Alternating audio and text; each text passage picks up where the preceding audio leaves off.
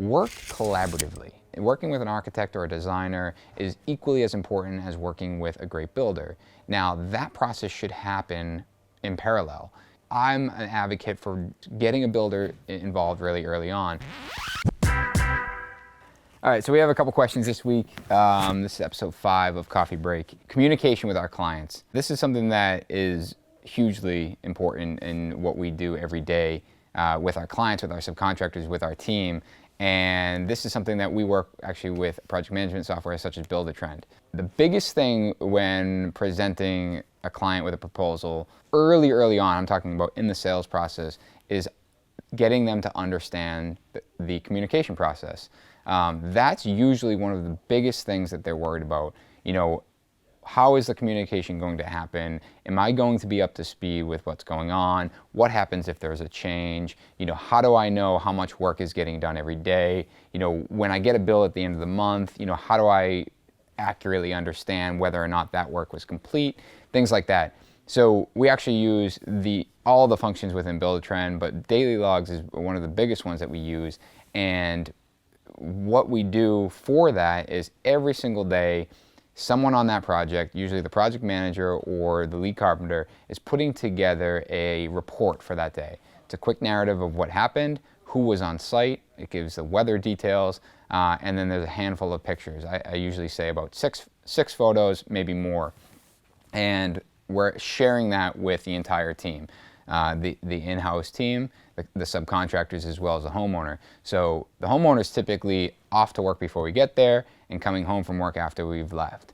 And this gives them the opportunity to pull up their phone or even their computer and gets to see exactly what happened that day, which is really great. And you know, we're also able to converse through that. So if they have a question, you know, they're able to ask it right within that platform. You know, furthermore, you know, big picture, we're also updating our budget multiple times a week, because everything that we're doing, if we're making a purchase or we're creating a PO, that's being applied to that budget within Build-A-Trend immediately. Furthermore, you know, we're also doing an audit on that budget once a month.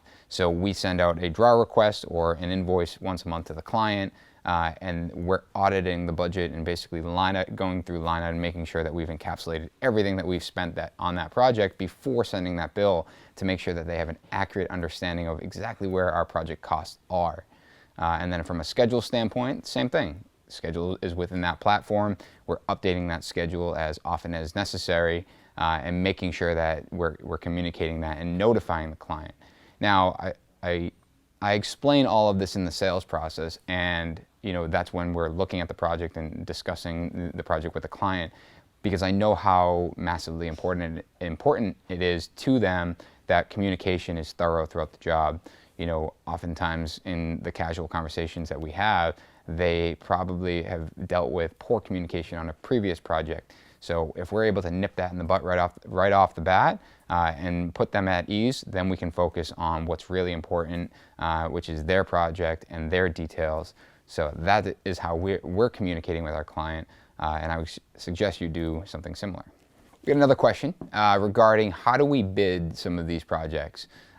Specifically, behind me actually is that elliptical staircase, and I believe this is a question that we got against this staircase on one of our stories. So a project like that, we really have to just dumb it down and kind of dissect it and look at the parts and pieces that it takes to do something like that. If, you know, bidding a big kitchen, you know, it's the same thing. It's, well, how many boxes are there and how many doors are there and how long does it take to build a door? It's the same thing with the staircases. We're looking at it, it's 2 flights of staircase, and what are the things that we know? Well, if we were framing straight staircases, it would take us this long. Okay, well, we also have to build an elliptical wall. So, well, it's pretty much a wall. We have a plate and we're putting studs. So how long is it going to take us to build that elliptical wall? Even though it's temporary, we're still looking at it as the parts and pieces and basically adding that up. You know, in things where maybe we haven't done it before. In this case, we've never done this shaped staircase. We've done curved work, but never this scale in an ellipse for a double height staircase. So we need to have a factor in there of understanding that, okay, what should this take us? And then, you know, have a target of, okay, well, this should, based on the parts and pieces that go into this, take us X amount of time. If we start going over that, we need to assess and whether or not that is due to experience and that we're learning as we go, and that would be a cost on the company. That would be a training cost. If it's something where it's just taking more time because we didn't factor something in, then we need to consider how that conversation happens. Is this something we underestimated, and whether or not that is a true cost to the client. Beside me here, we actually have a stringer that was our first string that we laminated.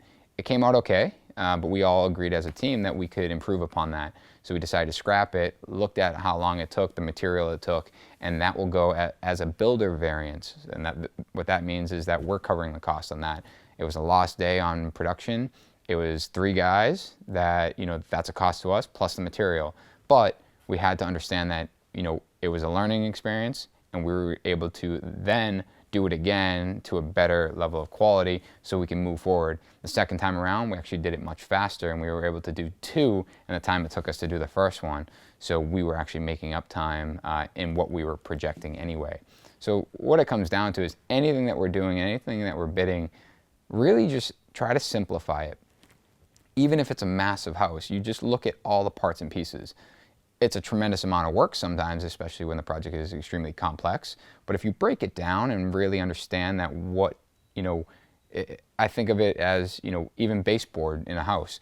You can go through and do a linear foot, count, and then figure out, all right, it's 100 linear feet, and the material is $3 a foot, $300. Well, how many miters are there? Well, say there's 50 miters. Well, think about how long that might take. Well, he's got to cut 2 pieces he's got to measure that, he's got to figure out the angle, he's got to cut both boards, then he's going to, place it, make sure, it's probably 2 trips to the saw, and then he's going to clamp it, glue it, pull the clamps off. If you look at all that in really micro increments and realize, all right, that takes 1 minute, that takes 3 minutes, that takes 5. At the end of the day, you add all those things up, it's going to equal hours of time, and then you can allocate those hours to what that cost. So I think that really should answer the question, anything we're doing. Let me elaborate a little bit more. As we do that, we're also creating a catalog. So next time we do that, we understand, we don't have to look at it in the micro details. We'll know how long that elliptical staircase, took and how much money it cost. But doing it the first time, you have to just break it down into what you can estimate and what you do understand as far as time management. Going from Spencer on YouTube, I realize that you're in the office most days, but have you ever wanted to put the tool belt back on? I think I need to do a better job of showing what my day is like, because I would say my time is actually split 50-50 in the field and in the office. And that is extremely intentional. The office is incredibly important. I'm working on the business and in the business when I'm in the office. Working on new projects, preliminary agreements, proposals, contracts, all of that stuff when I'm in the office, sales, marketing. Well, the marketing side is when I'm working on the business and, or working with, a business coach and things like that. But the other 50% of my time is on site, and my role on site is what I've deemed creative director. So I'm on site making sure that we're hitting the creativity levels that we want, the quality that we want, working with the project managers, the lead carpenters, the apprentices, just being there and being part of that process. There was a big time in, this past year where I wasn't on site as much as I would like to have been, and I could see it impacting, the entire team, because stuff would get done to not a lesser standard, but maybe it would get done and I would get on site and it wasn't exactly how I would have done it. So inevitably we redo it, and that's a waste of time if you think about it, where if I was more involved, that process would have been caught sooner rather than being done and then having to redo it and then taking that as a loss against the company. But as far as putting the tool belt back on, yeah, I think about that all the time. I made the reference on the Modern Craftsman podcast, which I co-host with John and Tyler, is that, and I think John was the one that brought it up. Tom Silva gets to wake up and do whatever he wants. Put the tool belt on, don't put the tool belt on, boss people around. If you follow him on Instagram today, he's just growing his hair out and making hilarious videos. But I do think about it. But in the sense I've dropped the tool belt, I really actually appreciate, and it's really gratifying seeing my teams grow as carpenters, as craftsmen, as project managers. So that is just as gratifying as when I did have the belt back on. But yeah, every once in a while, I would love to throw the belt back on, and I think in time, I'll have that opportunity again. But right now, I'm in growth mode with our team and putting people in positions that they can be really successful with. So I need to focus on that. Here's a great question for a homeowner. What is the first thing that you need to do before building your new home? Now, there's a lot of really good answers, but this comes down to setting realistic expectations. Setting and understanding, really understanding what you're looking to gain out of this. Is it square footage? Is it a comfortable home? Is a healthy environment really important? Setting those things down on paper and kind of having the must-haves. Really big kitchen. We entertain a lot. We have 3 kids. We love 4 bedrooms, so we have an extra guest room. All of those things that really need to be considered, and then start putting together a want list. And that want list is, I love marble countertops, or I love a big master suite and a his and her closet. Understanding and setting realistic expectations. Then doing the same for a budget. And it's always great to have some sort of contingency. We're going to have, if you're working with a builder like us, we're going to have a conversation about contingency up front. Whether that's a 10% contingency that we say, hey, this is $1 million home. I'd love for you to put $100,000 just, out of sight, out of mind, but know that it's there. So if we run into an opportunity where you can upgrade something, we can pull from that contingency. That contingency can be communicated, up front, but it also should be something that you're thinking of right off the bat. So if the $1 million is your all-in cost, then back off that $100,000 and let's start the conversation at $900. And that way, going into it, you're setting a realistic expectation. You're working within a parameter that you have some fluff on the other end.